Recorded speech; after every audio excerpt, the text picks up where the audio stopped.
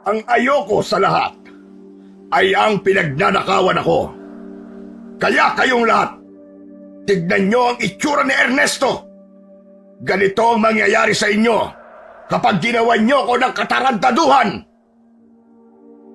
May awang humaplos sa puso ng 14 na taong gulang na si Leroy habang pinagmamasdan niya si Mang Ernesto na nakahiga sa lupa malapit sa paanan ni Don Pipito.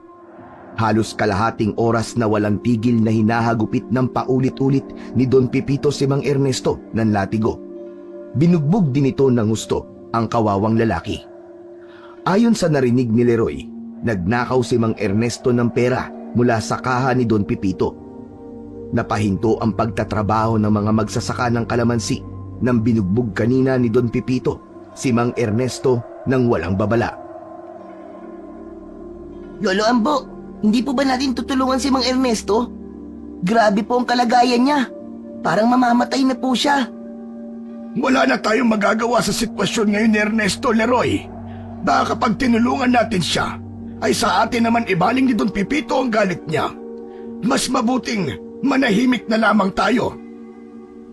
Pero Lolo, hindi po ako naniniwala na si Mang Ernesto ang kumuha ng pera ni Don Pipito. Mabait po si Mang Ernesto. Hindi niya po yun gagawin. Hoy, kayong maglolo! Anong pinag-uusapan niyo dyan, ha? Pinag-uusapan niyo ba ako? Ay hindi po, Don Pipito. Nagtatanong lang po ang aking apo kung anong ulam namin mamayang gabi sa bahay. Isa pa yan sa ayaw ko, ha? Ayokong pinag-uusapan niyo ko rito dahil puputulin ko talaga mga dila ninyo. Magpasalamat kayo sa akin dahil kahit mga wala kayong pinag-aralan ay tinanggap ko kayo rito sa taniman ng aking kalamansi. Ako ang nagbibigay ng pagkain na kinakain ng pamilya niyo sa araw-araw. Mga hampas lupa! Sige na! Ilabas niyo na itong magnanakaw na to sa taniman ko at ayoko nang makikita ang pagmumukha nito rito. Mabilis na kumilos ang ilang tauhan ni Don Pipito upang buhatin si Mang Ernesto na halos hindi na gumagalaw.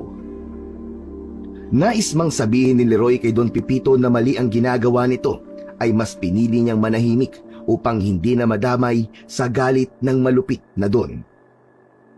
Araw ng sahod, pagsapit ng 12:00 ng tanghali ay dumating si Don Pipito sa taniman ng kalamansi. Pinapila nito ang lahat ng trabahador upang iabot ang sahod na nakalagay sa puting sobre. Nang matanggap ni Leroy at Lolo Ambo ang puting sobre nila, ay agad na binilang ni Leroy ang perang nasa loob nun. Kumunot ang noo ni Leroy dahil maliit masyado ang sinahod niya. Alam niya na hindi siya lumiban sa pagtatrabaho, kaya dapat ay walang bawas ang sahod niya para sa araw na yon. Lolo Ambo, kumusta po ang sahod niyo? Malaki ang kulang. Mahigit kalahati. Sa akin din po, Lo eh. Tara, itanong po natin kay Don Pipito kung bakit ganito lang ang sinahod natin. Huwag na. Hayaan na lang natin. Pero Lo, malaking bagay na po para sa atin yung kulang sa sahod natin. Hindi po ba? Nag-iipon tayo ng pera para pang tubo sa lupa na kinatatayuan ng bahay natin. Kapag hindi agad tayo nakapag-ipon hanggang sa susunod na taon, mawawala na po sa atin ang lupa. Leroy, makinig ka sa akin, iho. Pabayaan mo na. Kapag sa susunod ay ganito ulit na kulang ang sahod natin, ay saka tayo magreklamo. Kapag hindi po tayo nagreklamo ngayon, magiging paulit-ulit na po yan. Magsasalita pa sana uli si Lolo Ambo, pero mabilis na tinalikuran ni Leroy ang lolo niya. Patakbo siyang lumapit kay Don Pipito, nakakatapos lang magpasahod. Don Pipito, magandang araw po sa inyo. O Leroy, may problema ba? Mawalang galang na po, pero kulang po ang sahod namin ngayon ni Lolo Ambo. Mahigit kalahati po ng sahod namin ang nawawala. Ganun ba? Mawalang galang na rin. Pero yan lang talaga ang sahod yung maglolo para sa buwan na ito. Pero bakit po? Nakalimutan mo na ba, Leroy? May namatay na isang puno ng kalamansi sa area nyo. Wala, hindi naman po namin kasalanan yun, Don Pipito eh. Sadyang namatay po ang puno na yun. Hindi niyo po dapat sa amin isisi ni Lolo Ambo ang bagay na yun. Sa pagkakataon na yon, ay lumapit na si Lolo Ambo. Nais nitong hilahin si Leroy palayo pero pumiglas si Leroy. Nais niyang makuha ang kulang na sahod nila mula kay Don Pepito. Naglakad si Don Pepito palapit kay Leroy at tinitigan niya mula ulo hanggang paa. Hindi siya kontento sa sagot ng binata. Kasalanan niyo yun. Kasama sa area niyo ang punong namatay. Kaya responsibilidad niyo yun. Lahat ng puno ng kalamansi na nakikita mo ay pinagkakagastusan ko. Kaya kung may mangyaring hindi maganda sa kahit isa, sa inyo ko isisisi. Pero dapat po'y kinausap niyo po muna kami ni Lolo para hindi po ganito na nabibigla kami sa liit ng sahod namin. Huwag mo kong tuturuan sa kung ano ang dapat kong gawin, Leroy. Ako ang nagpapasahod sa inyo.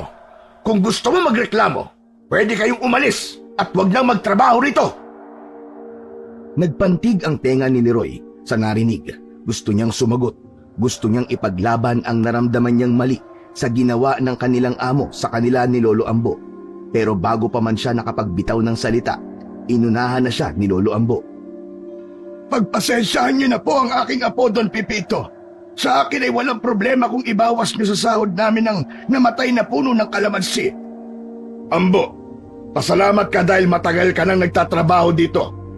Pero kung gusto niyo ng dagdag na kita, ayusin niyo ang trabaho niyo. Kung palpak kayo, bawas na sahod ang makukuha niyo sa akin. At pagsabihan mo ang apo mo, ha, na huwag sumasagot sa matatanda. Magpasalamat kayo dahil maganda ang mood ko ngayon. Dahil kung hindi, latigo ang sasagot sa mga tanong ng apo mo sa akin. Maraming salamat po, Don Pepito. Hayaan niyo po at kakausapin ko at pagsasabihan ko si Leroy. Pero Lolo, Hindi na nagawang magsalita ni Leroy dahil hinila siya ni Lolo Ambo palayo kay Don Pepito.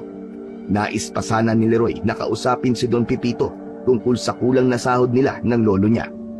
Dinala si Leroy ni Lolo Ambo sa labas ng taniman ng kalamansi at doon siya nito kinausap. Hindi mo na dapat ginawa yun. Bakit hindi ka marunong makinig sa akin? dahil alam ko pong nasa tama tayo, Lo. Hindi naman natin kasalanan na namatay yung isang puno ng kalamansi eh. Bakit po ba dapat ay palagi tayong sumusunod kay Don Pepito? Leroy, wala tayong laban kay Don Pepito. Siya ang amo natin. Kung gusto mo may pagkain tayo sa lamesa araw-araw, magpakumbaba ka. Hindi lahat ng bagay pwede mong ipaglaban, lalo na kapag mas makapangyarihan ang babanggain mo. Pero Lo, mali po si Don Pepito. Hindi ba dapat tayong lumaban kapag alam nating tama tayo? Apo, minsan mas mahalaga ang pagkakaroon ng mahabang pasensya kaysa sa pakikipagtalo. Mas magiging malaki ang problema natin kapag inalis tayo rito sa taniman ng kalamansi. Ito na lang ang ikinabubuhay nating dalawa. Sana tayo pupulutin kapag nawalan tayo ng trabaho. Pero Lo, hanggang kailan tayo magiging sunod-sunuran kay Don Pepito? Hanggang kailan natin hahayaan ang mga maling ginagawa niya sa atin? Malakas po ang loob niya na maging malupit dahil walang kumakalaban sa kanya. Huwag kang mag-alala, Apo. Naniniwala ako na hindi tayo habang buhay na ganito. May awa ang Diyos. Basta sa ngayon, iwasan mo ang pagsalungat kay Don Pepito dahil baka matulad tayo sa mga taong pinarusahan niya, kagaya ni Ernesto. Hindi na nagsalita pa si Leroy. Naramdaman niya ang mabigat at hindi patas na realidad ng buhay. Kapag marami kang pera, lahat ay pwede mong gawin kahit pa ang manapak at manlamang ng mga taong mas mababa sa iyo. Isang hapon sa taniman ng kalamansi, napansin ni Leroy ang 2 pulis na dumating. Nakita niya ang patrol car na pumarada malapit sa bodega. Nakatingin si Leroy sa mga pulis habang palapit ang mga yon kay Don Pepito na abala sa pag-uutos sa mga trabahador. Agad sinalubong ni Leroy si Lolo Ambo. Lo, tingnan mo. May mga pulis at kinakausap nila si Don Pepito. Ano kaya ang ginagawa nila dito? Hindi ko rin alam, Apo. Huwag mo na lang pansinin at wala naman tayong kinalaman dyan. Magtrabaho ka na lang. Baka makita ka pa ni Don Pepito. Narinig ko po kasi sa tindahan kanina ni Mang Freddy na nawawala raw si Mang Densyo. Sabi nila, 2 araw na raw pong hindi umuwi sa kanila. Ano ka mo? Si Densyo? Hindi ba't dito rin yung nagtatrabaho? Sana naman ay walang masamang nangyari sa kanya. Baka nagtungo lang sa kung saan nang hindi nagsasabi. Naisip ko lang po kasi na baka kaya may mga pulis dito ay dahil may kinalaman si Don Pipito sa pagkawala ni Mang Densyo. Nako, yari, mukhang makukulong pa yata si Don Pipito ngayon. Tumigil ka nga, Leroy. Huwag ka magsalita ng ganyan. Mamaya may makarinig sa'yo. Makarating pa yan kay Don Pipito. Hindi pa rin mapalagay si Leroy. Muli siyang tumingin sa direksyon ng mga pulis at nakita niyang seryoso ang pinag-uusapan ng mga yon at ni Don Pipito. Hindi niya alam pero kinabahan siya. Parang may hindi magandang nangyayari na hindi niya maintindihan. Kinagabihan, habang nakaupo si Leroy sa hagdan ng kanilang kubo, ay dumating ang mga kaibigan niya. Inaya siya ng mga yon na maglaro ng tagu-taguan dahil bilog ang buwan ng gabing yon. Normal na sa kanilang magkakaibigan ang maglaro tuwing gabi, lalo na kapag maliwanag ang buwan. Sinabi ni Leroy sa mga kaibigan niya na magpapaalam muna siya kay Lolo Ambo. Pinuntahan ni Leroy si Lolo Ambo na abala sa pag-aayos ng mga panggatong na kahoy. Lolo Ambo, okay lang po ba na makipaglaro po ako sa mga kaibigan ko ngayon? Aba, gabing-gabi na, Leroy ah. Pumirmi ka na lang dito sa bahay. Lolo naman parang bago lang sa inyo na naglalaro ko sa gabi. Saka ito na lang po ang oras ko para makapaglaro Sa umaga naman po nagtatrabaho ako sa taniman ng kalamansi. Talagang ang husay mo mangonsensya. Sige na, maglaro ka na. Basta huwag kang uuwi ng hating gabi at may trabaho pa tayo bukas ng umaga. Opo, takot ko lang na maliit po sa trabaho. Baka gawin pa yung rason ni Don Pipito para bawasan na naman tayo ng sahod. Sige po, Lo. Maraming salamat po. Mabilis na tumakbo si Leroy at sinabi sa mga kalaro niya na pinayagan siya ni Lolo Ambo. Nagsimula na ang laro ni na Leroy. Agad siyang tumakbo papunta sa direksyon ng taniman ng kalamansi. Alam niyang doon siya makakapagtago ng mabuti dahil bukod sa madilim doon, ay makakapagtago pa siya sa makakapal na puno ng kalamansi. Agad na nagtago si Leroy sa isang puno ng kalamansi. Napangiti siya sapagkat sigurado siya na mahihirapan siyang mahanap ng taya. Tumahimik siya at naghintay habang dinig niya ang mga boses ng mga kalaro niya na naghahanap. Habang nakatago, naramdaman niyang may kakaiba sa paligid. May mga kaluskos siyang narinig sa kung saan, kaya napalinga siya. Biglang nanlamig ang pakiramdam ni Leroy. Nagtayuan ang balahibo niya. Maingat siyang lumabas mula sa kanyang pinagtataguan para tingnan kung ano ang nangyayari. Sino yan? Sino yan? Jojo, ikaw ba yan? Jo, wag mo akong tinatakot Hindi na yan ang obra sa akin. Katahimikan ang sumagot kay Leroy. Sa gilid ng kanyang mata, nakita niyang parang may aninong gumagalaw. Hindi na maganda ang pakiramdam ni Leroy sa lugar na yon, kaya nagdesisyon siyang umalis na.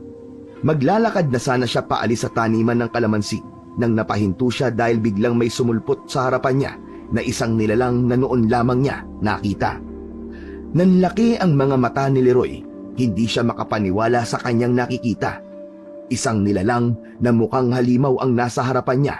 Mataas yun, payat at may mahahabang kuko na parang kayang pumunit ng laman ng tao. Ang mga mata nito ay kumikislap sa dilim. Hindi na kinaya ni Leroy. Napatakbo siya ng mabilis papalayo mula sa taniman. Ramdam niya ang malakas na tibok ng kanyang puso habang naririnig ang kaluskos ng nilalang na tila hinahabol siya. Tumakbo siya ng napakabilis, ngunit pakiramdam niya ay papalapit ng papalapit ang aswang sa kanya. Tulungan niyo ako! Tulungan niyo ako! May aswang! Habang tumatakbo si Leroy, bigla niyang nakita ang ilaw ng isang paparating na kotse. Muntik na siyang mabangga. Ngunit sa huling sandali, huminto ang sasakyan. Bumukas ang pinto ng sasakyan at lumabas si Don Pipito na galit na galit. Leroy, anong ginagawa mo dito sa ganitong oras, ha? Galing ka ba sa taniman? Opo, Don Pepito. Naglalaro po kasi kami ng tagu-taguan. Pero, may nakita po ako. May aswang po! May aswang! Hinahabol po ako! Anong aswang? Tigilan mo ako, Leroy. Hindi ako naniniwala sa mga kwentong aswang-aswang na yan. Huwag kang mag-imbento ng kwento. Alam kong lulusot ka lang dahil nahuli kitang galing sa aking taniman. Nagnanakaw ka ba ng mga kalamansi ko? Naku, hindi po. Bakit naman po ako magnanakaw?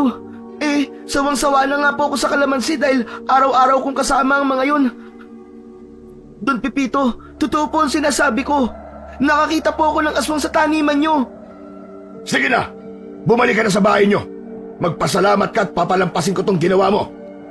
Pero sa susunod na mahuli ulit kita na narito ka sa taniman ko kapag hindi oras ng trabaho, ay makakatikim ka talaga sa akin. Wala akong pakialam kahit bata ka. Hala, sige, alis, umuwi ka na. Wala nang nagawa si Leroy kundi tumango at maglakad palayo. Habang pauwi, ramdam pa rin niya ang takot. Alam niyang totoo ang nakita niya at hindi yung likha ng kanyang imahinasyon. Nagpaalam na si Leroy sa mga kalaro niya na kailangan niya nang umuwi. Habang naglalakad, ay dala pa rin niya ang takot sa nangyari sa taniman ng kalamansi. Tagaktak ang pawis niya at bahagyang nanginginig ang kanyang katawan. Naniniwala si Leroy sa aswang pero hindi niya akalain na makakakita siya nun at muntik pa siyang mapatay. Pagdating sa bahay, agad na lumapit si Leroy kay Lolo Ambo na nakahiga na. Lolo, may kailangan po akong sabihin sa inyo eh. Kasi po, may nangyari kanina sa taniman ng kalamansi ni Don Pipito. At anong ginagawa mo ron? Hindi ba ang paalam mo'y maglalaro ka? Kaya nga po, naglalaro po kami ng tagu-taguan tapos doon po ako nagtago. Habang nagtatago po ako, hindi ko po alam kung maniniwala kayo. May nakita po akong aswang. Hinabol pa nga niya po ako pero buti na lang hindi niya po ako naabutan. Nagulat si Lolo Ambo sa sinabi ni Leroy. Tiningnan nito si Leroy na may halong pag-aalala at pagdududa. Ano ka mo, aswang? Sigurado ka pa sa nakita mo, Leroy? Sigurado po, Lo. Hindi po ako nagsisinungaling. Saka wala pong dahilan para gumawa po ako ng kwento. Hindi naman po ako magkakapera kung magsisinungaling ako sa inyo Nakita pa nga po ako ni Don Pipito pero hindi rin po siya naniwala sa akin. Sandaling natahimik si Lolo Ambo at nahulog ito sa malalim na pag-iisip. Kung totoo sinasabi mo, ibig sabihin na may aswang pala rito sa lugar natin. Aba, kailangan nating mag-ingat, Apo. Hindi po kaya may kinalaman ng aswang sa pagkawala ni Mang Densyo? Naku, Diyos ko po. Huwag naman po sanang nabiktima ng aswang si Mang Densyo. Ang bait-bait pa naman niya, Lo. Posible ang sinabi mo, Leroy. Pero huwag mo munang ipagsabihan tungkol sa aswang dahil baka walang maniwala sa'yo. Matagal nang walang aswang dito sa atin at mahirap nang mapaniwala ang mga tao na nagbalik na naman ang dating kinatatakutang nilalang dito. Labis ang kabang lumukob kay Leroy, ngunit sa kabila ng lahat, nagpasalamat pa rin siya sa Diyos dahil walang masamang nangyari sa kanya. Kinaumagahan, habang namimitas ng kalamansi, ay hindi pa rin naalis sa isip ni Leroy ang nangyari nung nakaraang gabi. Maya-maya ay dumating si Don Pipito kasama ang isang babae na tila ayaw ipakita ang muka sa pagkakayuko. Matangkad yun na may mahabang buhok na nakatali at payat na pangangatawan. Tumigil muna kayo sa ginagawa nyo. May ipapakilala akong bagong tauhan. Tumigil ang lahat na nagtatrabaho at tumingin yon kay Don Pipito. Si Leroy ay nag-angat ng tingin mula sa kanyang ginagawa, habang si Lolo Ambo naman ay napatingin din sa kanilang amo. Ito si Erlinda. Mula ngayon, dito na siya magtatrabaho kasama ninyo. Ngayon, Erlinda, gusto kong malaman mo ang mga bagay na ayaw ko. Ayoko ng tamad. Ayoko ng magnanakaw. Ayoko ng sino mang umaangal sa mga utos ko. Nagkakaintindihan ba tayo, Erlinda? Opo, Don Pipito. Naiintindihan ko. Gagawin ko po ang lahat upang hindi kayo mabigo sa akin. Ambo, ikaw na ang bahala magturo kay Erlinda ng trabaho niya. Gabayan mo siya dahil ikaw ang pinakamatanda rito sa taniman. Masusunod po, Don Pipito. Ako na po ang bahala kay Erlinda. O sige na, bumalik na kayo sa trabaho. Kailangan ay marami kayong maani ngayong araw dahil bukas ay i-deliver na yan sa syudad. Umalis si Don Pipito na nakataas ang noo na parang ang tingin nito sa mga trabahador niya ay maliliit na nilalang. Lumapit si Lolo Ambo kay Aling Erlinda at dinala ito sa pwesto nila habang ang lahat ng trabahador ay nagpatuloy sa pagtatrabaho. Ipinakilala ni Lolo Ambo ang sarili nito kay Aling Erlinda at sunod na nagpakilala si Leroy. Agad nilang sinimulan ang pagtuturo kay Aling Erlinda sa trabaho nito sa taniman. Kapag pipitas ka ng kalamansi, titingnan mo muna kung sapat na ba ang laki at tama ang kulay. Huwag mong pipitasin kapag maliliit pa at berdeng-berde pa ang kulay. Tumango si Erlinda. Hinawakan nito ang isang bunga ng kalamansi. Tumingin ito sa kanila na tila nag-aalinlangan. Ito ba? Pwede na ba ito? Yan! Pwede na po yan. Ganyan po ang dapat niyong kinukuha. Maigpit po kasi si Don Pipito. Kaunting mali mo lang ay nagagalit ka agad. Ang masaklap pa, baka ibawas pa niya sa sahod mo kapag nagkamali ka. Leroy, huwag ka magsalita ng ganyan dito at baka may makarinig sa'yo. Saka tinatakot mo si Erlinda eh. Baka hindi yan magtagal dito. Nagsasabi lang naman po ako ng totoo eh. Ay basta, huwag ka magsasalita ng laban kay Don Pipito. Lalo na't nandito tayo sa taniman. Baka may trabahador na magsumbong kay Don Pipito. Mahirap na. Dito lang muna kayong dalawa at iinom lang muna ako ng tubig. Leroy, ikaw na muna ang bahala kay Erlinda. Nang umalis si Lolo Ambo ay nagpatuloy sina Leroy at Aling Erlinda sa pagpitas ng mga kalamansi.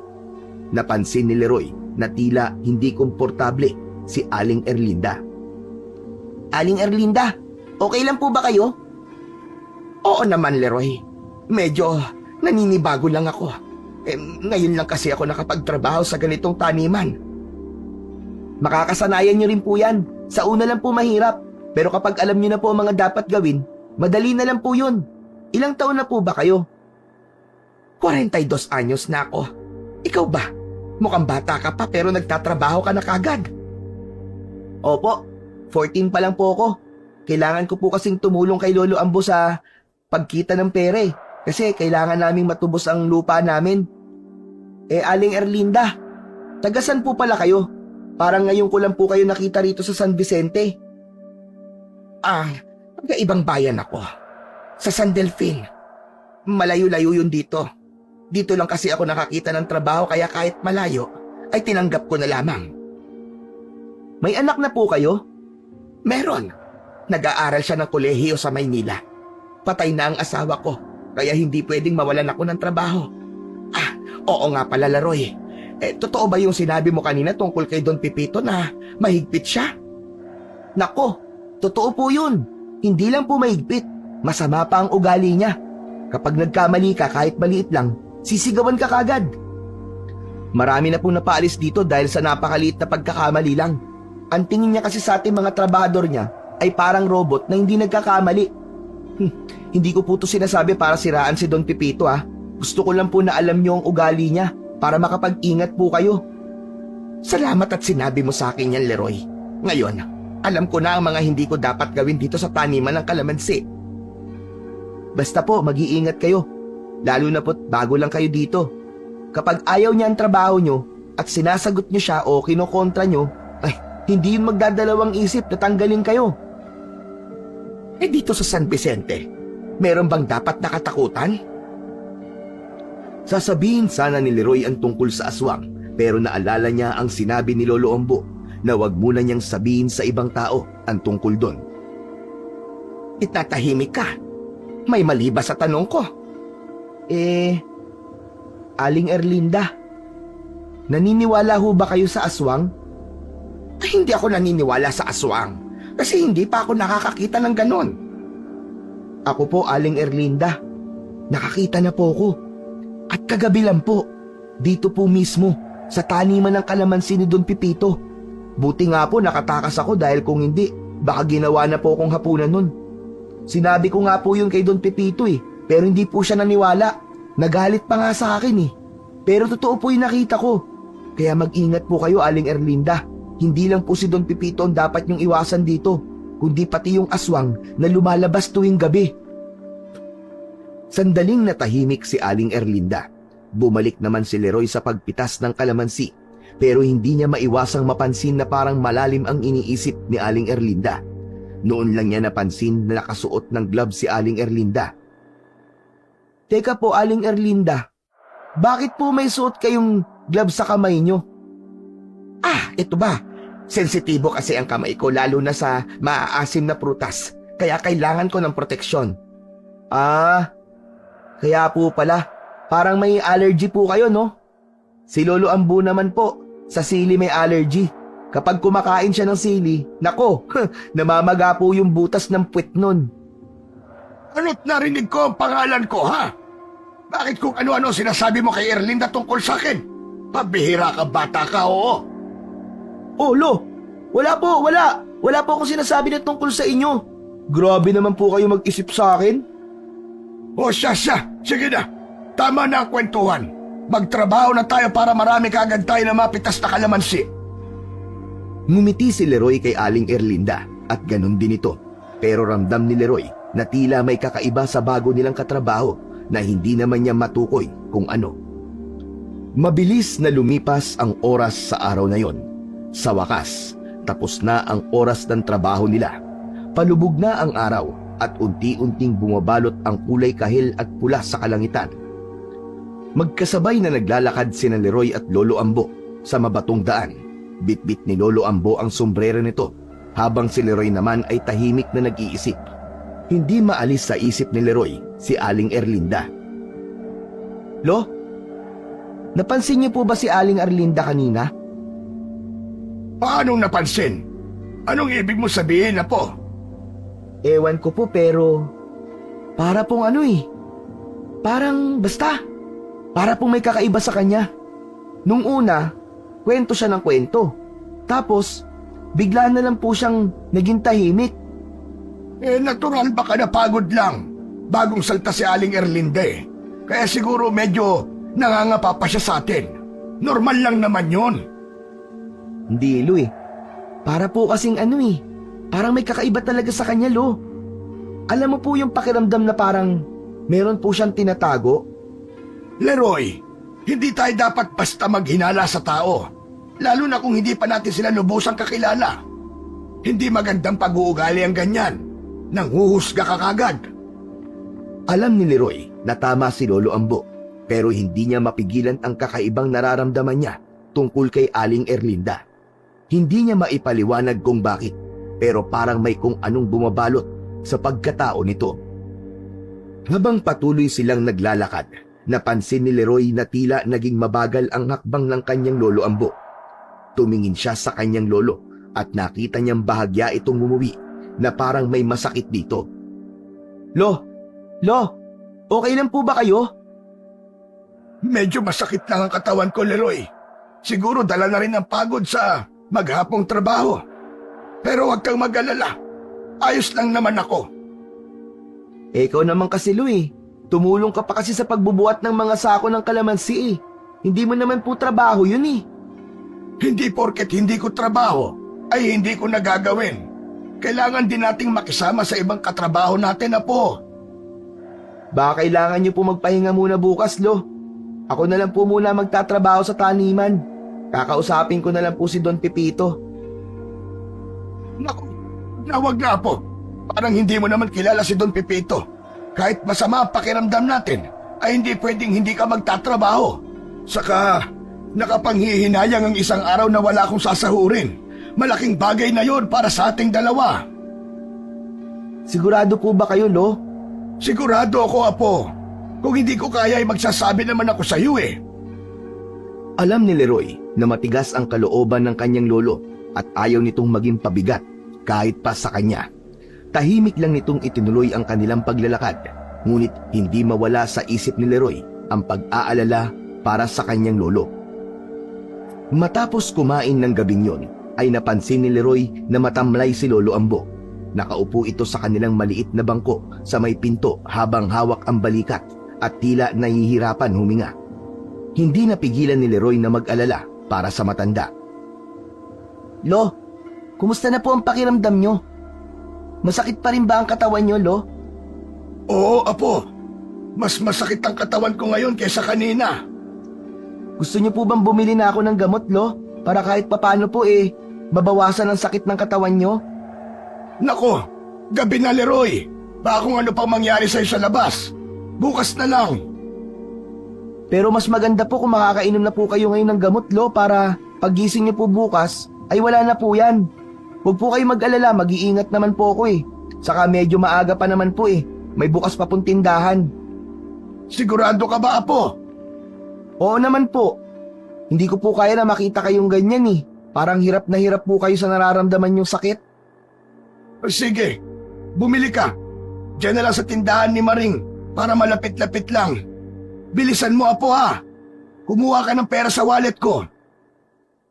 Tumayo si Leroy at kumuha ng pera. Agad siyang lumabas ng kanilang kubo at naglakad papunta sa tindahan.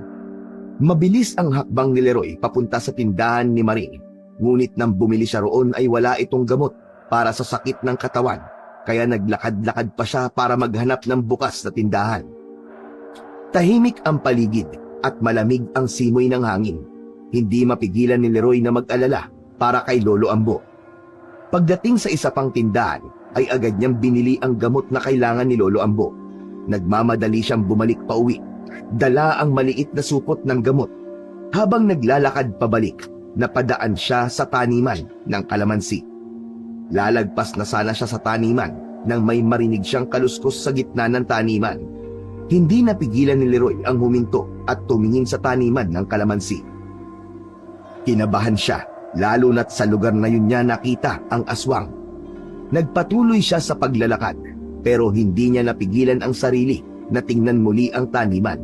Mas nanalo ang kuryosidad niya ng oras na yon. Tahimik siyang pumasok sa taniman ng kalamansi hanggang sa may nakita siyang anino ng isang nilalang. Nagtago siya sa makapal na puno ng kalamansi at sumilip. At doon niya nakita ang isang eksena na hindi niya makakalimutan. Isang aswang ang lumalapa ng katawan ng isang lalaki. Natigilan si Leroy at nanginig ang buo niyang pagkatao. Hindi siya makagalaw at nanlamig ang buo niyang katawan. Nais niyang tumakbo pero ang kanyang mga paa ay tila napako sa lupa. Ngunit sa isip ni Leroy, kung magpapadala siya sa takot ay baka siya ang sunod na patayin ng aswang na yon. Kaya dahan-dahan siyang umatras. Pinilit niyang hindi gumawa ng ingay. Sigurado siya na hindi siya makakauwi sa sandaling malaman ng aswang na naroon siya. Nang makalayo na siya sa aswang, ay walang pagdadalawang isip na kumaripas siya ng takbo. Hindi na siya lumingon. Nagdasal siya na sana ay wag siyang makita ng aswang at baka sundan pa siya nun.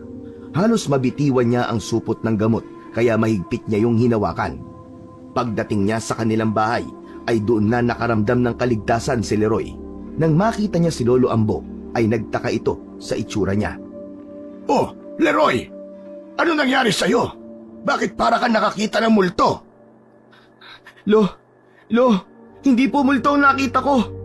Aswang po! May nakita akong aswang sa taniman ng kalamansi ni Don Pipito. May nilalapa po siyang lalaki. Aswang? Teka po, sigurado ka bang aswang ang nakita mo? Opo, Lo. Sigurado po ko. Siya rin po yung aswang na nakita ko nung una. Lo, kailangan po natin tulungan yung lalaki. Kawawa naman siya. Ang sabi mo ay nilalapa na ng aswang yung lalaki. Sa tingin ko'y wala na tayong magagawa, Leroy. Huli na ang lahat.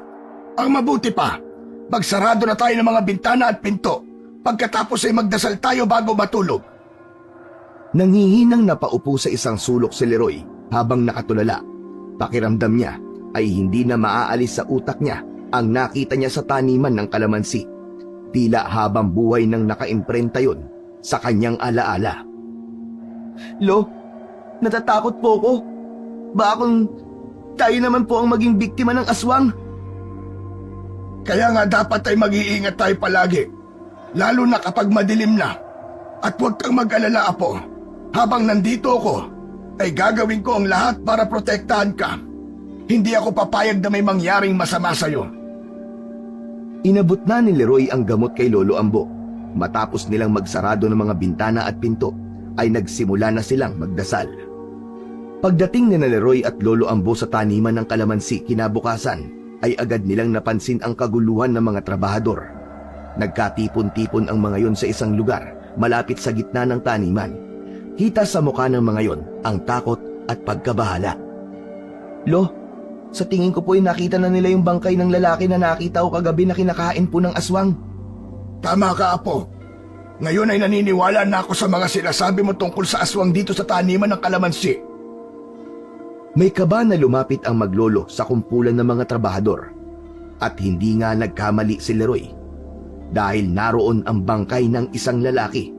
Kalunos-lunos ang itsura nun dahil parang nilapayo ng napakaraming mababangis na hayop. Pinagpiestahan na rin yon ng mga malalaking langaw.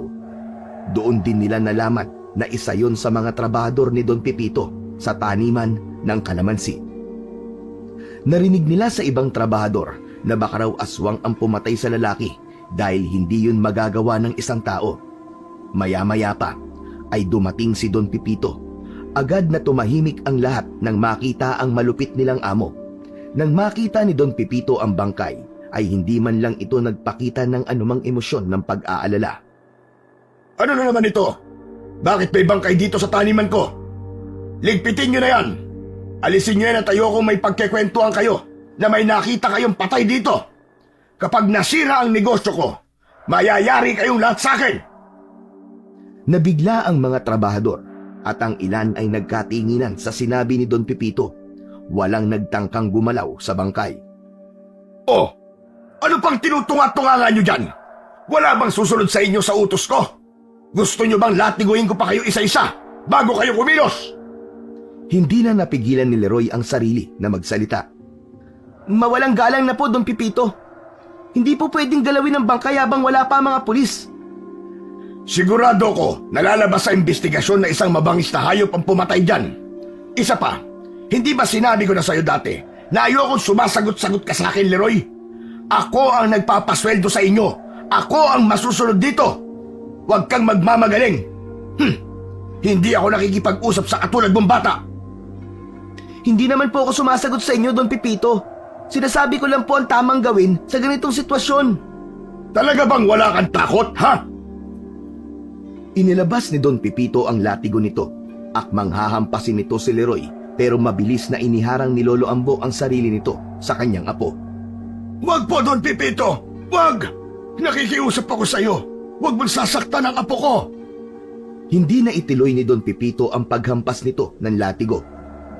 Sabihan mo yung apo mo, Ambo. Masyadong pasmado ang bunganga niyan. Kapag hindi ako nakapagpigil, makakatikim na talaga yan sa akin. Natakot si Leroy, hindi para sa sarili niya, kundi para kay Lolo Ambo. Lumayo muna sila para makasagap ng sariwang hangin. Hindi mo na dapat ginawa yun, Lo. Paano ko natuloy ang paghampas sa inyo ni Don Pipito ng latigo? Hindi ka na kasi dapat sumagot pa kapag nagsasalita si Don Pipito. Alam mo namang mainit ang dugo nun sa'yo eh. Oo nga pala, kapag dumating ang mga pulis, ay huwag kang magsasalita. Huwag mong sasabihin na aswang ang pumatay sa lalaking yon. Hindi ka nila papaniwalaan. Pero Lo, yun po ang totoo. Yun nga ang totoo. Pero walang maniniwala sa'yo, Apo. Hayaan mo na lang ang mga pulis na mag-imbestiga. Sa gitna ng pag-uusap ng maglolo, ay napansin ni Leroy si Aling Erlinda na nasa isang tabi. Nakita ni Leroy kung paano titigan ni Aling Erlinda si Don Pipito. Nanlilisik ang mga mata nito habang may kakaibang ngiti sa labi. Dahil doon, ay mas lalong lumaki ang duda ni Leroy na may itinatago ang bagong trabahador sa taniman ng kalamansi. Hindi na lang niya yon sinabi kay Lolo Ambo dahil alam niyang mapapagalitan siya nito. Dahil nang huli niyang ginawa yon, ay nasabihan siya ng lolo niya na masyado siyang mapanghusga sa kanyang kapwa. Simula noon ay halos tuwing umaga ay may natatagpo ang patay sa taniman ng kalamansi ni Don Pipito. Nang dahil sa hindi magandang pangyayari, maraming trabahador ang natakot na baka sila na ang susunod na matatagpo ang walang buhay sa taniman. Dahil na rin sa pera at kapit ni Don Pipito sa may mga kapangyarihan, ay nagawa nitong ilihim sa buong San Vicente ang hindi magandang nangyayari sa taniman niya ng kalamansi. Isang araw, nagtaka si na Leroy at Lolo Ambo nang pagdating nila sa taniman ay nakita nila ang mga nagkakagulong trabahador na nagmamadaling umalis. Narinig nila ang pagsigaw ni Don Pipito. Sige! Umalis kayo! Hindi ko kayo kailangan! Mga hampas lupang walang pinag-aralan! Akala nyo ba ipipigilan ko kayo? Madali ko kayo mapapalitan! Naniniwala kayo sa aswang-aswang na yan? Mga siraulo! Napahinto sina Leroy at Lolo Ambo. Bumaling ang tingin ni Don Pipito sa kanilang dalawa. Oh, kayong dalawa! Kung aalis kayo ay umalis na rin kayo! Hindi po kami aalis, Don Pipito. Kailangan namin ng trabaho rito. Kung ganon, ano pang tinatayo-tayo nyo dyan? Magtrabaho na kayo! Ayoko nang tatamad-tamad ngayon. Pagbalik ko rito mamaya, dapat ay tapos na mga dapat nyong tapusin. Mga panira kayo ng araw! Mabigat ang mga hakbang na naglakad palayo si Don Pipito sa taniman ng kalamansi. Sinundan yun ng tingin ni Leroy hanggang sa sumakay yun sa sasakyan nito.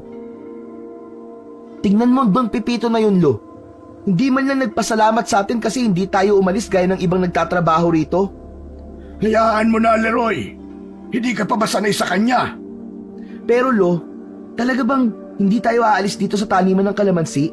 Hindi ka po ba natatakot kagaya ng mga umalis na? Paano po kung totoo na lahat po na nagtatrabaho rito ay pinapatay ng aswang? Paano kung tayo na po ang sumunod? Leroy, apo, hindi tayo pwedeng umalis. Ito lang ang pinagkukunan natin ng pera. Alam mo naman ang sitwasyon natin, hindi ba? Isa pa, tiwala ako na walang masamang mangyayari sa atin. Hindi na nga tayo lumalabas sa gabi. Nagpakawala ng malalim na buntong hininga si Leroy. Alam niya ang totoo. Kailangan nila ang trabaho para patuloy silang makakain at makapag-ipon ng pera para pantubos sa kanilang lupa. Ngunit hindi niya maiwasang mangamba. Bawat araw na nalipas ay tila palaging may banta sa kanilang buhay. Nag-aalala pa rin po ako, Lolo.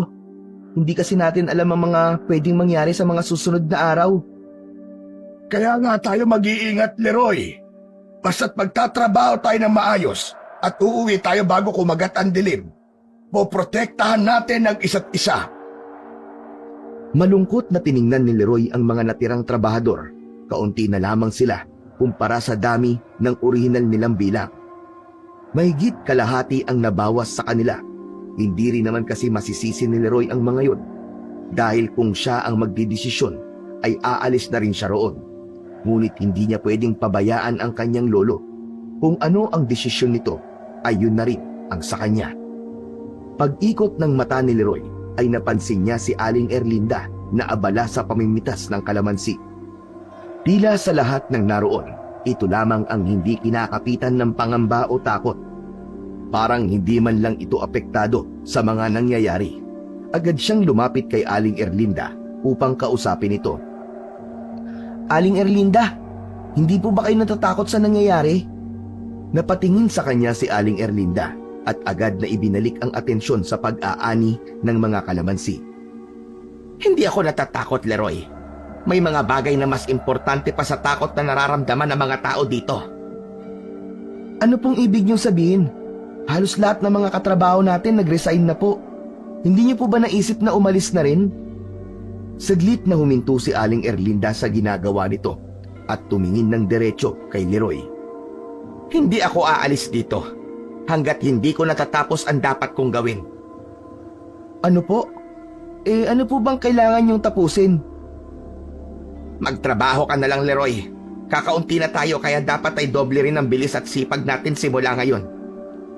Naramdaman ni Leroy ang pag-iwas ni Aling Erlinda sa katanungan niya. Napabuntong hininga na lamang si Leroy at hindi na siya nag-usisa. Hindi niya maiwasang magduda kay Aling Erlinda. Malakas ang kutob niya na meron talaga itong itinatago. Habang nag-iisip ng malalim si Leroy, lumapit na si Lolo Ambo sa kanya. Sinabi nito na kailangan na nilang magsimulang magtrabaho para hindi magalit si Don Pipito sa pagbabalik nito. Sa loob ni Leroy, alam niyang hindi siya mapapanatag hanggat hindi niya nalalaman ang totoong dahilan ng mga nangyayari sa taniman ng kalamansi at kung ano ang misteryong bumabalot kay Aling Erlinda. Isang gabi, hindi makatulog si Leroy sa dami ng tumatakbo sa kanyang isip. Maya-maya pa ay naramdaman niyang tumayo si Lolo Ambo sa tabi niya. May kinuha ito sa kusina at pagkatapos ay lumabas ng kubo. Nagtaka naman si Leroy kung saan magtutungo ang lolo niya ng ganong oras. Dahil sa pag-aalala na baka maging biktima ito ng aswang, naisipan niyang sundan ito. Tahimik na sinundan ni Leroy si Lolo Ambo. Mas lalo siyang nagtaka dahil napansin niya na papunta ito sa taniman ng kalamansi ni Don Pipito, hanggang sa tuluyan nang pumasok si Lolo Ambo sa taniman. Sinundan ni Leroy ang lolo niya hanggang sa makarating sila sa taniman ng kalamansi. Nagtago si Lolo Ambo sa likod ng bodega. Marahang lumapit si Leroy sa lolo niya mula sa likod nito. Lolo Ambo, anong ginagawa mo rito? Leroy, bakit ka nandito? Dapat nasa bahay ka lang. Sinundan ko po kayo, Lo. Nasagot ko na po ang tanong nyo. Ngayon naman po, ang tanong ko naman po ang sagutin nyo. Lolo, anong ginagawa mo sa taniman ni Don Pipito ng ganitong oras? May dala ka pang buntot ng pagi at itak. Hindi agad sumagot si Lolo Ambo. Hindi yun makatingin ng diretsyo sa kanya. Sandali, Lo. Huwag mong sabihin na... Hala, Lo, ikaw ang aswang? Pambihira, peste kang bata ka. Ano't pumasok sa isip mo ang bagay na yan, ha? Hindi ako aswang. Siraulong bata ito. Eh bakit po kayo nandito, Lo? Sa pagkakaalam ko, ganitong oras po umaatake ang mga aswang. Masisisi niyo ba ako na pagdudahan kayo? Hoy, siraulo! Hindi nga ako aswang. Nandito ako para protektahan tayo mula sa aswang. Saka para hindi tayo tuluyang mawalan ng trabaho. Ano po? Teka, hindi ko po kayo maintindihan eh. Leroy, nakikita mo ang nangyayari sa taniman, hindi ba?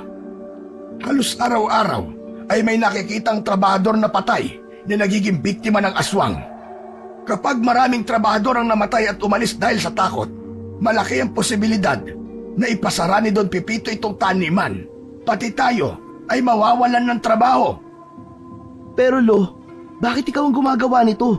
Bakit hindi si Don Pipito o kaya magbayad siya ng tao para hanapin at hulihin yung aswang na yun? Saka sa tingin mo ba, Lo? Papamanahan ka ng milyones si Don Pipito sa ginagawa mong to? Naku, Lo, tigilan niyo to, Lo. Alam mo, Apo, wala nang ibang gagawa nito kundi ako lang. Huwag na tayong umasa na kikilo si Don Pipito. Kung hindi ko haharapin ang aswang, mas marami pa ang mamamatay. At kapag wala nang natira, wala na tayong kabuhayan. Lo, masyadong delikado po itong pagpapakabayaan ninyo. Paano kung ikaw naman ang mapahamak? Kailangan kong gawin to, Leroy. Ayoko mawalan tayo ng trabaho. Hindi tayo mabubuhay kung wala tayong kikitain. At hindi ko hahayaang magpatuloy ang patayan dito. Natigilan si Leroy. Alam niyang totoo ang mga sinabi ni Lolo Ambo. Ang trabaho sa taniman ng kalamansi, ang tanging pinagkukunan nila ng pagkain at pambayad sa kanilang mga gastusin. Ngunit hindi niya maiwasang mangamba para sa kaligtasan ng kanyang lolo. Nagbuntong hininga si Leroy. Ayaw niyang mapahamak si Lolo Ambo dahil ito na lamang ang nag-iisang mahal niya sa buhay. Kapag nawala pa si Lolo Ambo, ay hindi niya na alam kung ano ang mangyayari sa kanya. Sige na nga, Lo. Hahayaan kita sa ginagawa mong to. Pero, tutulungan po kita. Hindi pwede, Leroy. Hayaan mo na lang ako na mag-isa. Masyadong delikado ito. Yun na nga po, Lo eh. Delikado. Kaya kailangan tulungan kita. Hindi ba? Ang sabi mo ay poprotektahan natin ang isa't isa? Basta, ayoko, Apo. Masyado ka pang bata. Sige na, umuwi ka na. Huwag ka mag-alala. Alam ko ang ginagawa ko. Lo, hindi po ako uuwi. Pasensya na pero sa pagkakataon na to ay hindi po kita susundin. Ayoko nasa bahay lang ako habang nag-aalala ako sa inyo rito. Bago pa masagot si Lolo Ambo, isang malakas na boses ang narinig nila. Nakita nila si Don Pipito na papalapit habang hawak ang latigo. Kayong dalawa, anong ginagawa niyo rito, ha? Nagnanakaw ba kayo ng mga kalamansi ko? O baka naman kayo ang pumapatay sa mga trabahador ko? Hindi kami ang pumapatay sa mga trabahador, Don Pipito. Hindi rin kami nagnanakaw. Ang totoo, nandito ako para bantayan ang taniman. Sa maniwala ka man o sa hindi, aswang ang pumapatay sa mga tauhan mo, Don Pipito. Kaya may dala akong itak at buntot ng pagi dahil ito ang gagamitin kong panlaban sa aswang na yon. Ano sabi mo? Aswang? Sa panahon ngayon, gusto mo maniwala ako na may aswang, Ambo? Huwag mo ko niloloko. Magsabi kayo ng totoo. Anong ginagawa niyo rito? Nagsasabi po ng totoo ang lolo ko, Don Pipito. 2 beses ko na po nakita ang aswang dito sa taniman. Una, yung nakita mo ako habang sakay ka ng kotse mo.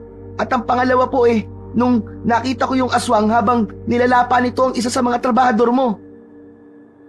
Hindi muna nagsalita si Don Pipito. Tila tinimbang nito kung maniniwala ba ito o hindi sa mga sinabi ni Leroy at Lolo Ambo. Pagkatapos ng ilang sandali, napangisi si Don Pipito. Sige, sabihin na natin na naniniwala ako sa inyong maglolo. Ganito na lang, kung talagang sigurado kayo na may aswang dito, may alok ako sa inyo. Hulihin nyo ang aswang.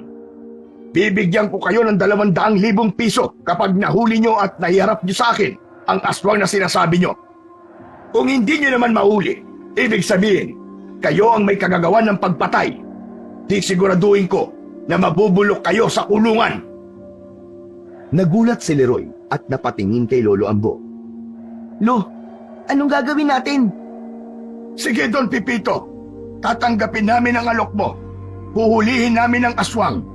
Pero kapag nahuli namin ito, gusto ko na ibigay mo kagad sa amin ang perang ipinangako mo. Oo naman, Ambo. May isang salita ako. Pero tandaan nyo, kapag hindi nyo nahuli ang aswang, alam nyo na kung ano ang mangyayari. Ayoko ng mga sinungaling sa taniman ko. Nang umalis si Don Pipito, naiwan sina Leroy at Lolo Ambo.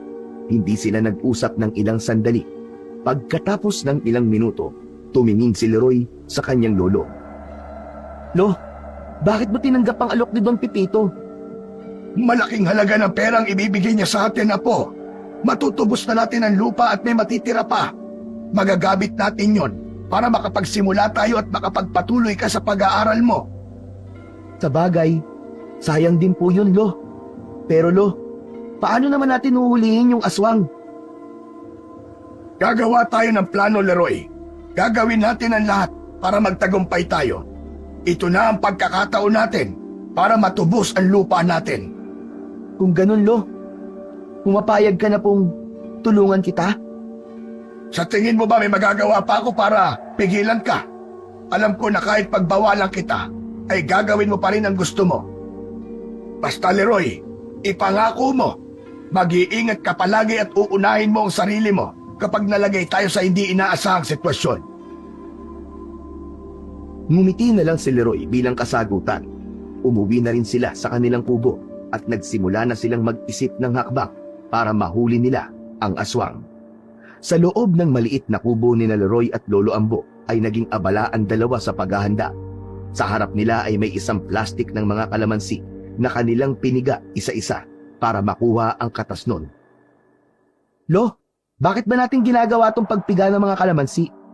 Sumasakit na po yung kamay ko sa dami ng mga kalamansing to eh. Ulang pa nga yan, Leroy. Tandaan mo, mabisang panlaban sa aswang ang katas ng kalamansi.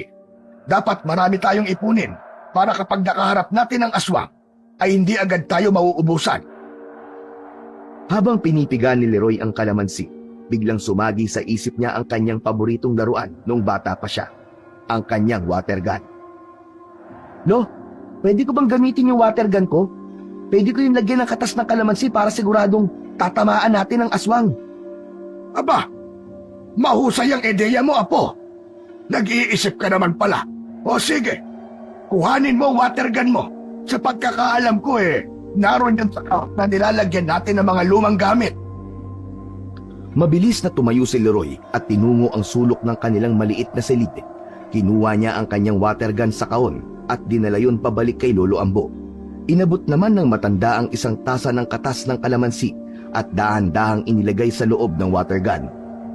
Ngayon, Leroy, siguraduhin mong kapag ginamit mo yan, diretso sa mata o bibig ng aswang ang tama. Diyan natin sila maitutumba. Parang ganito ba, Lo? Inasinta ni Leroy ang bibig ni Lolo Ambo at kinalabit ang plastik na gatilyo ng water gun. Pumulandit ang katas ng kalamansi mula sa laruan at dumiretso yon sa bibig ni Lolo Ambo. Aba, yaski kang bata ka! Napakawalang hiya mo! Sa akin mo pa talaga sinubukan na!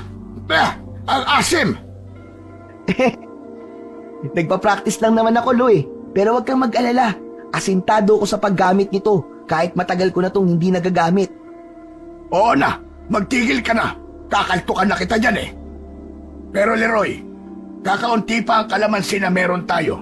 Kailangan natin ng mas marami. Ihingi tayo ng mas maraming kalamansi kay Don Pepito. Papayag po kaya yun?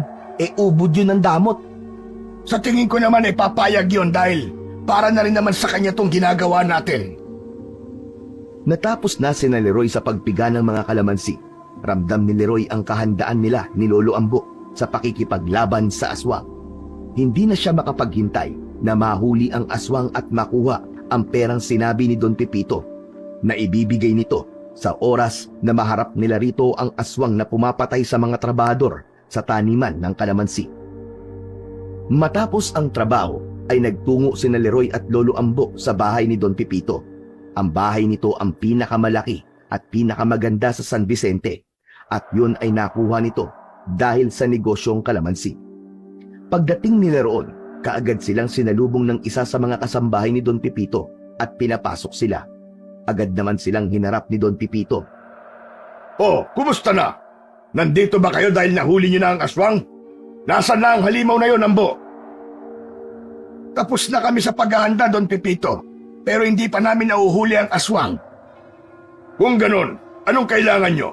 Bakit kayo nandito sa bahay ko? Don Pepito, hihingi sana kami ng paintulot na kumuha ng maraming kalamansi sa taniman mo. Kailangan namin ito para paipanlaban sa aswang. Kalamansi? Paano naman makakatulong yun laban sa sinasabi niyong aswang? Don Pepito, nakakatunaw po kasi ng balat ng aswang ang katas ng kalamansi. Kapag ginamit namin yun, malaki po ang tsansang matalo namin ng aswang at madala namin sa inyo. Tahimik na tinitigan ni Don Pepito si Leroy. Maya-maya pa ay ngumisi ito at tumango. Sige, walang problema. Pumapayag ako. Pumunta kayo sa taniman at kunin nyo sa bodega ang kalamansi na kailangan nyo. Pero tandaan nyo, kapag wala kayong naiharap na aswang sa akin sa loob ng 1 buwan, pababayaran ko sa inyo mga kalamansi na kinuha nyo sa bodega. Hala, bakit po may deadline na bigla? O bakit? Parang nagrereklamo na kayo ngayon. Hindi ba sigurado kayo na aswang ang pumatay sa mga trabahador ko? Kung totoo ang aswang, mahuhuli nyo yon at may haharap nyo sa akin. Huwag kang mag-alala, Don Pepito. Hindi matatapos ang 1 buwan ay ihaharap na namin sa iyo ang aswang. Mabuti kung ganon. Siguraduhin niyong hindi niyo sinasayang ang oras ko. Pagkatapos makuha ang pahintulot ni Don Pepito, agad na nagtungo sina Leroy at Lolo Ambo sa taniman ng kalamansi. Isang sako ng kalamansi ang kinuha nila sa bodega at inuwi sa kanilang bahay. Grabe lo, ang daming kalamansi nito. Sasakit na naman ang kamay natin sa pagpipigay. Hayaan mo na, Apo. Ikaw talaga, napakareklamador mo. Alam mo, Apo, kailangan talaga maghirap bago ka makatikim ng sarap. Pero lo, sana talaga mahuli natin yung aswang para matubos na natin tong lupa, no? Saka gusto ko na rin po makapag-aral ulit. Gusto ko na makapagtrabaho ng maayos. Ayoko na habang buhay po tayo nagtatrabaho kay Don Pepito. Saka para makapagpahinga ka na rin po, lo. Aba, salbahe kang bata ka. Bakit mo ko pinagpapahinga? Gusto mo na ba ako mamatay? Hindi naman po yun ang ibig ko sabihin, lo. Kayo naman, no? Ang ibig ko pong sabihin, yung ano ba, hayay, yung parelax-relax na lang dito sa kubo, habang nagkakape, ganun. Kasi lo, simula kasi nung bata pa ako, nagtatrabaho ka na para sa ating dalawa eh. Gusto ko naman po na makaranas ka ng buhay na wala ka nang iniisip. Ganun ba? Linawin mo kasi. Akala ko gusto mo na ako mawala. Pero nakakatuwa yung sinabi mo, Apo. Masaya ko na kasama pala ako sa pangarap mo sa buhay. Siyempre naman po, lolo kita eh. Hindi pwedeng hindi ka kasama. Salamat, Apo. O siya, simulan na natin pigain itong mga kalamansi dahil marami-rami itong pipigain natin. Pinagtulungan ni Leroy at Lolo Ambo na hiwain isa-isa at pigain ang mga kalamansi sa isang planggana. Habang ginagawa yun ni Leroy, ay hindi niya maiwasan ang makaramdam bigla ng takot. Kapwa sila walang karanasan ni Lolo Ambo sa pakikipaglaban sa aswang at alam niya na kamatayan ang maaari nilang kahantungan sa gagawin nila. Ngunit dahil sa mahirap sila, kahit buhay pa nila ang nakataya, ay gagawin pa rin nila ang isang bagay kahit gaano pa yon kadelikado. Simula noon ay gabi-gabi nang nakabantay sina Leroy at Lolo Ambo sa taniman ng kalamansi. Ilang gabi na nila yung ginagawa, ngunit tila mailap ang aswang sa kanila.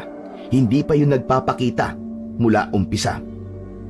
Isang gabi, nakasandal si Leroy sa isang malaking puno. Dala niya ang kanyang water gun na puno ng katas ng kalamansi. Sa likod niya, nakasukbit ang isang galon na puno rin ng katas ng kalamansi upang meron siyang magagamit pa sa oras na maubos ang laman ng water gun. Si Lolo Ambo naman ay tahimik na nakaabang habang hawak ang itak at buntot ng pagi. Walang ingay na maririnig ng gabing yon maliban sa tunog ng mga kuliglig at banayad na ihip ng hangin. Ilang minuto pa lang ang nakakalipas nang biglang may marinig silang isang kaluskos mula sa malayong bahagi ng taniman. Napatingin agad si Leroy kay Lolo Ambo at mabilis silang tumungo sa direksyon ng ingay. Habang papalapit sila roon, nakita nila ang isang anino sa dilim.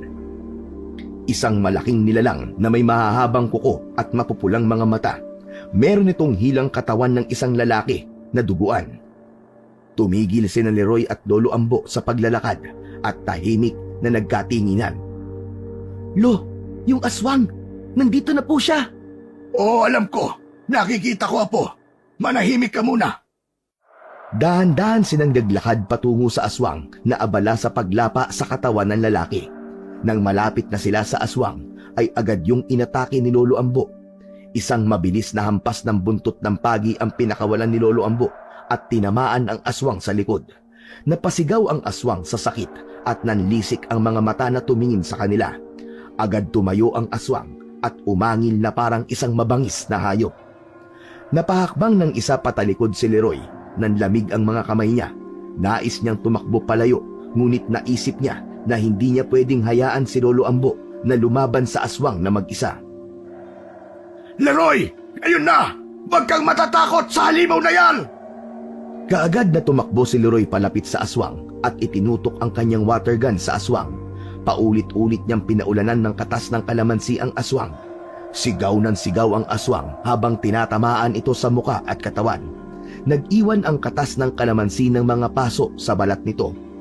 Napatili ang halimaw habang naglalagablab ang balat nito sa bawat patak ng katas ng kalamansi. Tama ka, Lo! Tama ka nga! Takot nga siya sa katas ng kalamansi! Isang malakas na sigaw ang pinakawalan ng aswang. Tiniis nito ang katas ng kalamansi na lumalabas sa water gun at sinugod nito si Leroy. Napahinto si Leroy sa pag-atake nang makita niya na pasugod ang aswang sa kanya. Pero bago pa man makalapit ang aswang kay Leroy, ay mabilis na sumulpot si Lolo Ambo. Kinalmot ng aswang si Lolo Ambo at bumaon ang matutulis itong kuko sa braso ng matanda nang gamitin nito ang braso na panangga. Agad namang tinaga ni Lolo Ambo ang aswang at bumaon ang itak sa balikat ng halimaw. Habang abala ang aswang sa pag-atake kay Lolo Ambo, mabilis na inabot ni Leroy ang kanyang galon ng katas ng kalamansi. Inalis niya ang takip nun at buong tapang na tumakbo siya papunta sa aswang. Ibinuhos niya rito ang laman ng galon. Nang hihinang lumayo ang aswang kina Leroy, bigla itong tumakbo palayo. Sinubukan nila yung habulin, ngunit masyadong mabilis ang galaw ng halimaw hanggang sa tuluyan na yung nawala sa paningin nila. Mabilis na nawala ang aswang sa kadiliman. Ang malas! Natakasan tayo ng hayop na yon! Kaya nga, Lo eh. Pero nakita mo ba nung binuhusan ko siya ng katas ng kalamansi? Nalapnos po ang balat niya.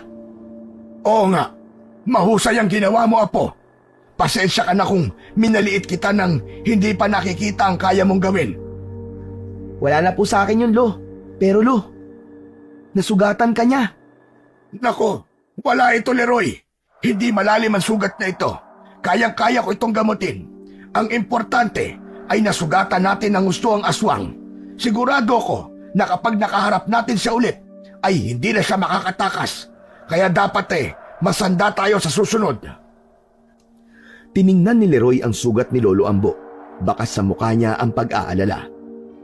Lo, kailangan natin gamutin yung braso mo. Umuwi na tayo. Hindi naman na siguro babalik ang aswang na yun eh. Iniwanan ni Leroy ang bangkay ng lalaki sa taniman ng kalamansi. Alam nila na sa susunod na araw ay may ibang makakakita nun.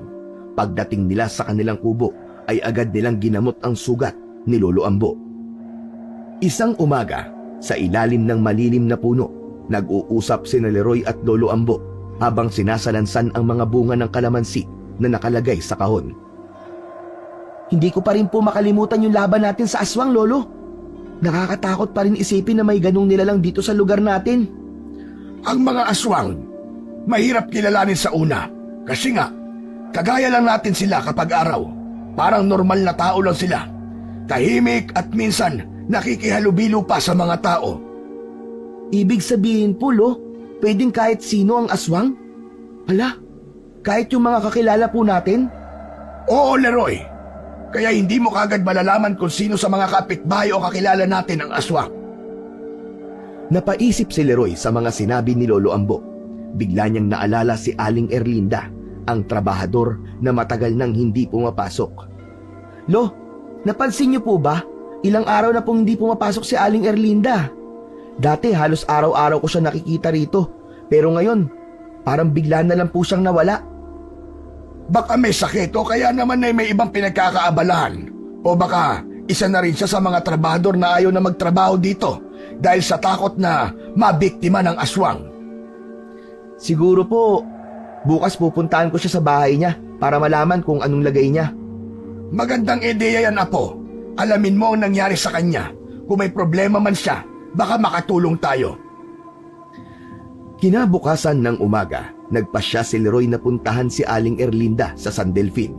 Sumakay siya ng tricycle patungo roon.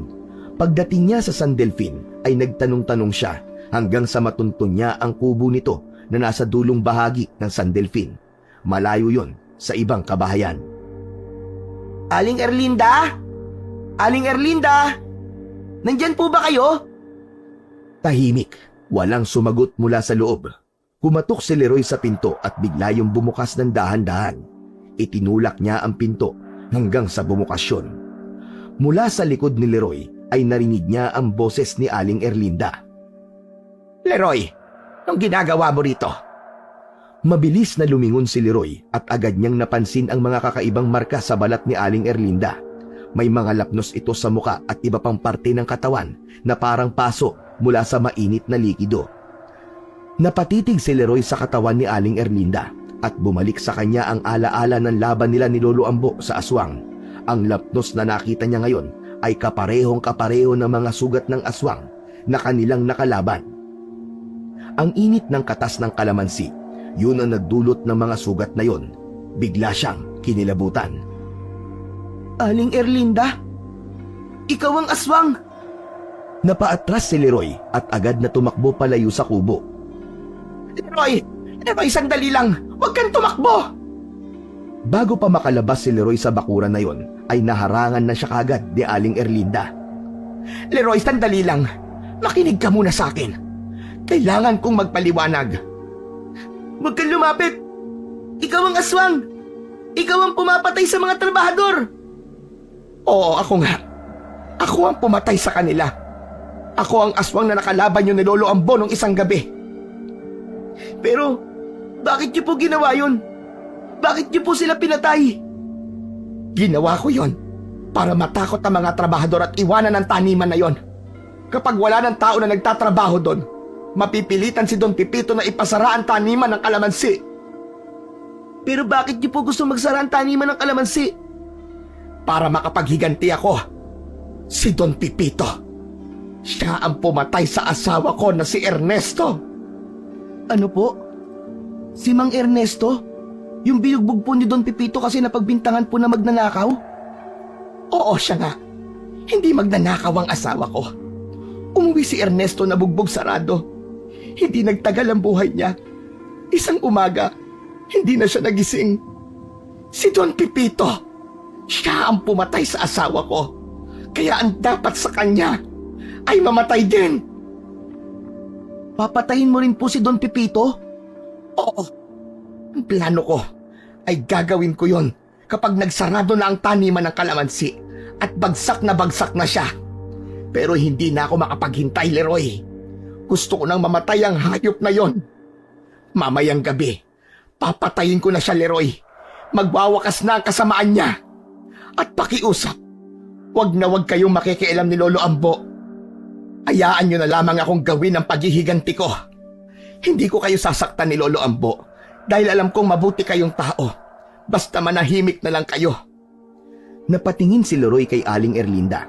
Nais niya itong kontrahin pero naisip niya na baka may gawin itong hindi maganda sa kanya kapag ginawa niya yon. Sa takot at kalituhan, dahan-dahan siyang tumango. Naiintindihan na kita ngayon, Aling Erlinda. Huwag po kayo mag-alala. Hindi po kami makikialam ni Lolo Ambo. Hindi ako nagkamali na sabihin sa iyo ang lahat, Leroy. Alam ko, kagaya ko ay nais niyo rin na mamatay si Don Pipito dahil biktima rin kayo ng pagmamalupit niya. Nagpaalam na si Leroy kay Aling Erlinda. Naglakad na si Leroy pabalik sa bahay nila. Hindi pa rin siya makapaniwala sa natuklasan niya. Ngunit mas nanaig ang takot sa kanyang puso. Hindi niya alam kung paano niya sasabihin kay Lolo Ambo ang lahat ng nalaman niya tungkol kay Aling Erlinda. Pagka-uwi ni Leroy sa kanilang kubo ay hindi siya mapakali. Alam niyang kailangan niyang sabihin kay Lolo Ambo ang buong katotohanan. Nakaupo si Lolo Ambo sa harap ng kanilang bahay. Dahan-dahang lumapit si Leroy sa kanyang lolo. Leroy, kumusta ang pagpunta mo kay Erlinda? Nagkausap ba kayo? Ha? Opo, Lo. Pero Lo, may kailangan po kong sabihin sa inyo. Ano yun, Apo? May problema ba? Kasi Lo, ano po kasi, Lo, si Aling Erlinda po. Si Aling Erlinda po, Lo. Siya po ang aswang, Lo. Siya ang pumatay sa mga trabahador sa taniman. Siya ang aswang na nakalaban natin nung isang araw. Ano? Sigurado ka ba sa sinasabi mo, Leroy? Paano si Erlinda ang aswang? Nakita ko po yung mga lapno sa katawan niya, Lo. Katulad yun sa pinsala na nakita natin sa aswang nung buhusan ko po siya ng katas ng kalamansi. Isa pa, Lo. Siya na po mismo ang umamin sa akin. Lo, siya po ang aswang. Siya po talaga. Kung ganon, kailangan nating sabihin ito kay Don Pepito. Kailangan nating madala si Erlinda sa kanya habang hindi pa ito aswang. Tapos, makukuha na natin ang pera. Hindi, Lo. Hindi po natin siya isusumbong kay Don Pepito. Pero, paano ang pera, Apo? Naiintindihan ko po kahit paano si Aling Erlinda. Galit din po tayo kay Don Pepito at siguro nga, mas magandang mawala na lang siya. Yung pera po, pwede pa natin kitain yun sa ibang paraan. Gusto niyang patayin si Don Pepito dahil si Don Pepito po ang may kasalanan sa pagkamatay ng asawa ni Aling Erlinda. Si Mang Ernesto po. Ano ka mo? Ang ibig mo sabihin paghihiganti lang ito, Leroy? Opo, Lolo. Kailangan niyang patayin si Don Pepito para makalaya na siya sa galit niya. Hindi natin alam kung gaano kasakit ang pinagdaanan niya, Lolo. Tumahimik si Lolo Ambo at tila nag-isip ng malalim. Matagal bago ito muling nagsalita. Sige, naiintindihan ko na ang lahat, Leroy. Siguro nga, mas tamang hayaan na lamang natin si Erlinda sa gusto niyang mangyari. Nagpasya ang dalawa na manatiling tahimik sa kanilang natuklasan tungkol kay Aling Erlinda. Ngunit kinagabihan, nang bumangon si Leroy mula sa higaan, ay napansin niyang wala si Lolo Ambo sa bahay. Agad siyang kinabahan at isang hinala ang pumasok sa isip niya. Nagkaroon siya ng hinala na baka nagtungo si Lolo Ambo sa bahay ni Don Pepito dahil nagkunwari lang ito na pumayag sa nais niyang pagsikreto sa nalaman nila tungkol kay Aling Erlinda. Nagmamadali niyang kinuha ang water gun at kumaripas siya ng takbo patungo sa bahay ni Don Pepito. Nakita niyang nakabukas ang pinto ng bahay ni Don Pepito kaya pumasok na siya. Magulo ang buong kabahayan. Bumilis ang tibok ng puso niya. Natigilan si Leroy nang makarinig siya ng sigaw mula sa likod ng bahay. Nagmamadaling tumakbo si Leroy papunta sa likuran at doon niya nakita si Lolo Ambo. Sugatan nito at nakahandusay sa lupa. Si Don Pepito naman ay nakatayo at nanginginig sa takot habang nakaharap kay Aling Erlinda na nasa anyong aswang. May malalalim na sugat din sa katawan si Aling Erlinda na alam niyang dahil sa hagupit ng buntot ng pagi ni Lolo Ambo. Aling Erlinda! Tumigil ka na! Tama na po! Hindi, Leroy. Hindi ako titigil hanggat hindi ko napapatay ang hayop na ito. kailangan niyang magbayad sa ginawa niya sa asawa ko. Aling Erlinda, naisip ko na kung ipagpapatuloy mo to, hindi ka makakalaya. Hindi mo mapapawi ang sakit sa paghihiganti. Magiging mas masahol ka pa kay Don Pipito. Huwag mo akong turuan, Leroy. Hindi mo alam ang sakit na mawalan ng mahal sa buhay dahil sa isang hayop na katulad ni Don Pipito. Itinapat ni Leroy ang water gun kay Aling Erlinda habang nanginginig sa kaba. Aling Erlinda, namatayan din ako. Pero hindi ako nagpabulag sa galit. Hindi ito ang paraan, Aling Erlinda. Hindi ito makapagbibigay sa iyo ng kapayapaan. Sa isang iglap, sumugod si Aling Erlinda kay Don Pipito na parang handa na nitong tapusin ang lahat. Tulungan niyo ako! Anong tinatayo-tayo niyo riyan? Mga wala kayong silbi na maglolo! Biglang hinila ni Don Pipito si Lolo Ambo at itinulak sa papasugod na aswang. Hindi makapaniwala si Leroy na ginamit ni Don Pipito ang lolo niya para gawing panangga. Ang buong akala ni Leroy ay sasaktan ni Aling Erlinda si Lolo Ambo, ngunit bigla itong huminto sa pag-atake. Tiningnan nito si Lolo Ambo na may kasamang pag-aalinlangan sa mga mata. Sa halip na ituloy ang pag-atake, ay umatras ang aswang. Hindi ikaw ang kalaban ko, Ambo. Marahang tumayo si Lolo Ambo. Bumaling ito kay Don Pipito na may galit sa muka. Wala kang puso, Pipito! Ipinagtanggol ka namin! Binantayan ang mga taniman mo! At ngayon, handa mong ipahamak kahit sino, basta't mabuhay ka lamang! Wala kang pakialam sa amin ang apo ko! Mas masahol ka pa sa aswang! Hindi, mali ka nang iniisip, Ambo. May pakialam ako sa inyo at kay Leroy. Kaya patayin nyo na ang Erlinda na yan. At pagkatapos ay ibibigay ko sa inyo ang pera. Dadagdagan ko pa. Hindi na, Pipito. Isama mo sa impyerno ang pera mo kung kaya mo. Erlinda, sige na. Ikaw na ang bahala sa demonyong yan. Gawin mo ang gusto mo sa kanya. Naglakad si Lolo Ambo kay Leroy at niyakap siya nito. Lo, anong gagawin natin? Wala na tayong magagawa pa, Leroy. Hayaan na lang natin si Erlinda. Hindi natin siya pipigilan sa kanyang paghihiganti. Si Don Pipito mismo ang nagtulak sa sarili niya sa desisyon kong ito. Ipinakita lang niya na hindi siya karapat-dapat na mabuhay pa. Nagulat si Leroy. Hindi niya inaasahan yon kay Lolo Ambo. Ngunit alam niyang tama ang kanyang lolo. Wala nang puwang para maawa pa sila kay Don Pipito, lalo na't nakita nila kung gaano talaga ito kasama. Wag! Wag niyo akong pabayaan! Tulungan niyo ako! Sige, magbibigay ako kahit gaano kalaking pera ang gusto niyo! Yun lang naman ang gusto ng mga mahihirap na kagaya niyo, hindi ba?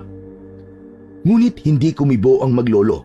Nang maramdaman ni Don Pipito na hindi nila ito tutulungan, ay bigla itong nag-apoy sa galit. Mga wala kayong kwenta! Wala kayong utang na loob! Binigyan ko kayo ng trabaho, mga hampas lupa! Wala kaming utang na loob sa'yo, Pipito! Ang lahat ng ginawa mo ay para lang sa sarili mo, hindi para sa amin, hindi para sa iba. Makasarili ka, Don Pipito! Hindi ka dapat kaawaan! Wala kang karapatang humingi ng tulong sa amin ngayon! Sa isang iglap, nilapa ng aswang si Don Pipito. Sigaw ng sigaw si Don Pipito at walang tigil sa pagbibitaw ng masasakit na salita kina Leroy at Lolo Ambo.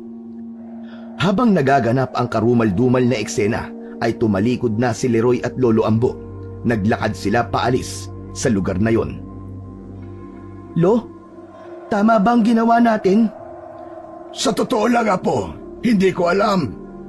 Bahala na ang Diyos ang humusga sa ginawa natin. Tumahimik si Leroy at sumunod na lamang sa kanyang lolo. Sa malayo, narinig pa rin nila ang mga huling sigaw ni Don Pipito.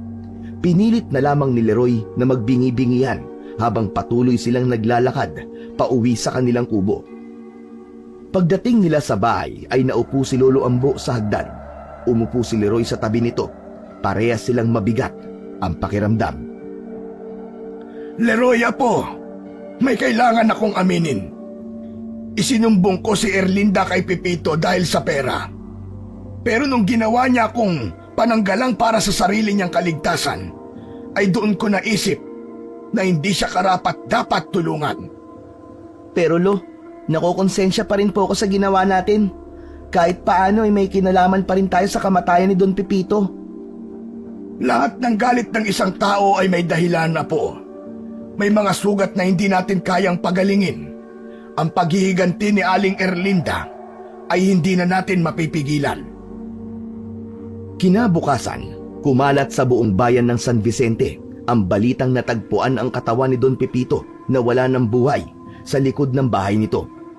Tumigil na rin ang sunod-sunod na patayan sa kanilang lugar. Parang isang sumpa ang natanggal nang mawala si Don Pepito. Makalipas lamang ang ilang buwan, isinara ang taniman ng kalamansi ni Don Pepito. Nagsimulang magtanim sina Leroy at Lolo Ambo ng sarili nilang mga puno ng kalamansi sa paligid ng kanilang bahay. Dahil sa tiyaga ng maglolo ay lumakas ang kanilang maliit na negosyo at unti-unti silang nakaahon sa kahirapan. Wala nang narinig pa sina Leroy at Lolo Ambo tungkol kay Aling Erlinda. Matapos mamatay ni Don Pepito ay para itong isang bula na naglaho sa hangin.